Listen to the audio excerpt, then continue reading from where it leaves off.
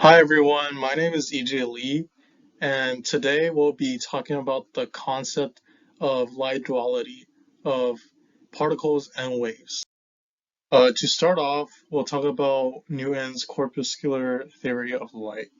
So in 1704, Sir Isaac Newton proposed that light was made of tiny particles that travels in straight lines at great speeds and is able to reflect from mirrors in a predictable way. This will mark Newton's corpuscular theory of light. Next, we'll be talking about the wave theory of light. So in 1802, Thomas Young found proof for the wave theory of light proposed by Christian Huygens in 1678. Young conducted the double slit experiment, which showed that light undergoes diffraction and interference. With these two theories present, what are the differences in particles and waves? So both particles and waves have reflection, both have refraction, but only waves have interference, but particles do not. Waves consist of diffraction, whereas particles do not, again. Waves consist of polarization, but particles do not. However, only the particle model consists of the photoelectric effect, which was conducted by Albert Einstein in 1905. What are these phenomena, you may ask? First, let's start off with reflection. Reflection is when light bounces off an object. The incident light ray that lands on the surface is reflected off the surface. The ray that bounces back is called the reflected ray. A prime example would be your household mirror. Next phenomenon is refraction.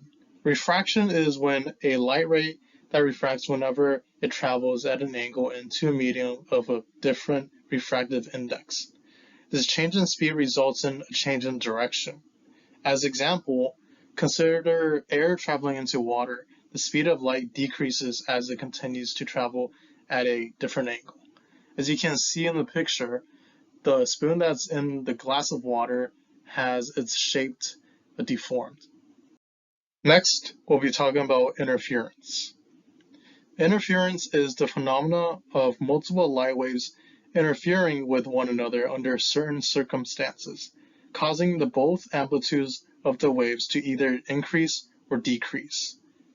An example is a thin film of a soap bubble, which reflects a spectrum of various colors when illuminated by natural or artificial light sources. Next would be diffraction. Diffraction is where light bends when it passes around an edge or through a slit. This bending is called diffraction. An example is a cloud's silver lining. This visual effect is a result of sunlight bending around the edge of the cloud. Next will be polarization. Polarization is when the electric field vectors are restricted to a single plane by filtration. Then the light is said to be polarized with respect to the direction of propagation, and all waves vibrate in the same plane. Example of polarization is used in our polarized sunglasses and 3D glasses that we use at movie theaters. The final phenomenon will be the photoelectric effect. The photoelectric effect is a phenomenon in which electrically charged particles are released from or within a material when it absorbs electromagnetic radiation. An example is the solar panels we use on our planet, which generates electricity.